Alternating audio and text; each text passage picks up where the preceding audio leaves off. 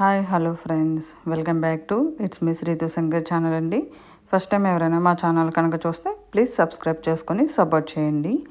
ఇక ఆ వీడియోలోకి వెళ్తే ఈరోజు మనము చికెన్ అండ్ ఎగ్ కర్రీ ఎలా చేసుకోవాలో నేర్చుకుందామండి. ఫస్ట్గా ఈ వీడియో చూసే ముందు ఎవరైనా ముందుగా మా ఛానల్ ఫస్ట్ టైం కనుక చూస్తే ప్లీజ్ సబ్స్క్రైబ్ చేసుకొని సపోర్ట్ చేయండి. ఎందుకు ఇన్నిసార్లు అడుగుతున్నానంటే ఇలాంటి చిన్న చిన్న ఛానల్స్ వాళ్ళకి మీ యొక్క సపోర్ట్ ఉంటే మాకు మంచిగా బూస్టప్ ఇచ్చిన వాళ్ళు కూడా అయి ఉంటారు కదా.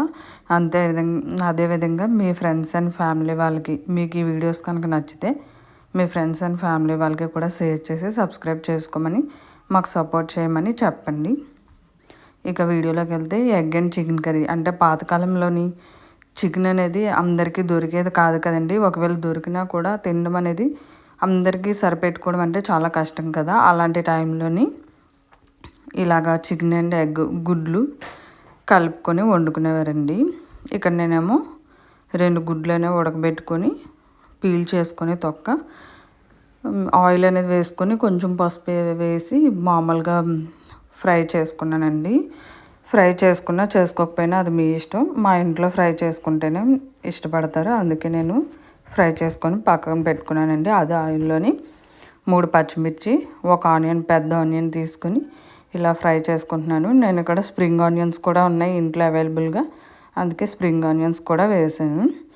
ఇలా వేసి కొంచెం సాల్ట్, అంటే నేను ఆల్రెడీ చికెన్ అనేది మ్యారినేట్ చేసుకొని పెట్టుకున్నానండి. ఉప్పు, కారం, పసుపు అన్నీ వేసుకొని మ్యారినేట్ చేసుకొని పెట్టుకున్నాను. అందుకే ఇప్పుడు ఓన్లీ ఆనియన్స్ వేగడానికి గ్రేవీకి సరిపడా సాల్ట్ మాత్రమే వేసుకున్నాను.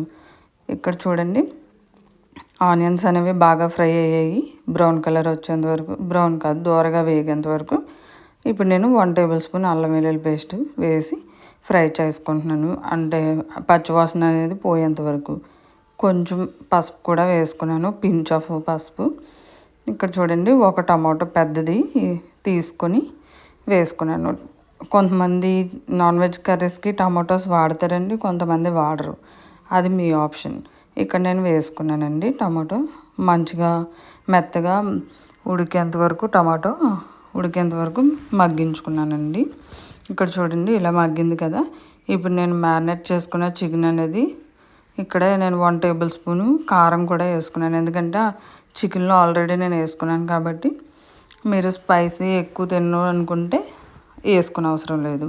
మా ఇంట్లో స్పైసీ ఎక్కువగా తింటారు కాబట్టి నేను 1 టేబుల్ స్పూన్ అనేది వేసుకొని ఇక్కడ మ్యారినేట్ చేసిన చికెన్ అనేది వేసుకొని కలుపుకోవాలండి. ఈ చికెన్లో ఉన్న వాటర్ అంతా ఎగిరిపోయేంత వరకు మనము ప్లేట్ పెట్టుకొని బాయిల్ చేసుకోవాలి, అదే వేయించుకోవాలి. చూడండి, ఇప్పుడు ఆయిల్ చూసారా, ఇదిగో వాటర్ అనేది చికెన్లో ఉండే వాటర్ అంతా బయటకు వచ్చింది కదా. ఈ వాటర్ అంతా ఎగిరిపోయేంత వరకు మనం ఫ్రై చేసుకోవాలండి, వేయించుకోవాలి. ఇక్కడ నేను 1/2 టేబుల్ స్పూన్ గరం మసాలా అనేది వేసుకున్నాను. ఇక నేను చికెన్ అనేది ఓన్లీ 1/2 కేజీ చికెన్ తీసుకున్నానండి. గరం మసాలా వేసాను కదా, ఒక 5 మినిట్స్ పాటు మంచిగా కలుపుకొని ఒక 5 మినిట్స్ మూత పెట్టి వేయించుకోవాలండి, ఫ్రై చేసుకోవాలి, మగ్గనిచ్చాలి. ఇలా మగ్గిన తర్వాత మనకి ముక్కలకి అనేది ఆ మసాలా అనేది బాగా అబ్జర్వ్ చేసుకుంటుంది కదా. ఎప్పుడైనా చికెన్ అనేది మనం వండుకోవాలనుకుంటే ముందుగానే 1 అవర్ ముందు మనము జింజర్ గార్లిక్ పేస్ట్, పసుపు, కారం, ఉప్పు, మసాలా పొడి ఇవి వేయకపోయినా మినిమము ఉప్పు, కారం అనేది వేసుకొని మ్యారినేట్ చేసుకుంటే మనకి మొక్కకి బాగా అబ్జర్వ్ చేసుకొని ఉంటుంది కదా. మనకి కర్రీ అయినా ఫ్రై అయినా ఏదైనా సరే మంచి టేస్ట్గా ఉంటుందండి. ఇక్కడ చూడండి, మసాలా పొడి వేసుకొని నేను గరం మసాలా వేసుకొని ఫ్రై చేసుకున్నాను కదా. ఇప్పుడు నేను గుడ్లు ఇందాక ఫ్రై చేసి పెట్టాను కదా, పక్కనే ఆ గుడ్లు కూడా వేసుకున్నానండి. వేసుకొని ఒక 5 మినిట్స్ ఇలా సాట్ చేసి వెంటనే మనము 1 గ్లాస్ వాటర్ వేసుకొని మీకు గ్రేవీ ఏ కన్సిస్టెన్సీలో కావాలో ఆ కన్సిస్టెన్సీ వచ్చేంత వరకు ఫ్రై చేసుకోవాలండి, అదే ఉడికించుకోవాలి.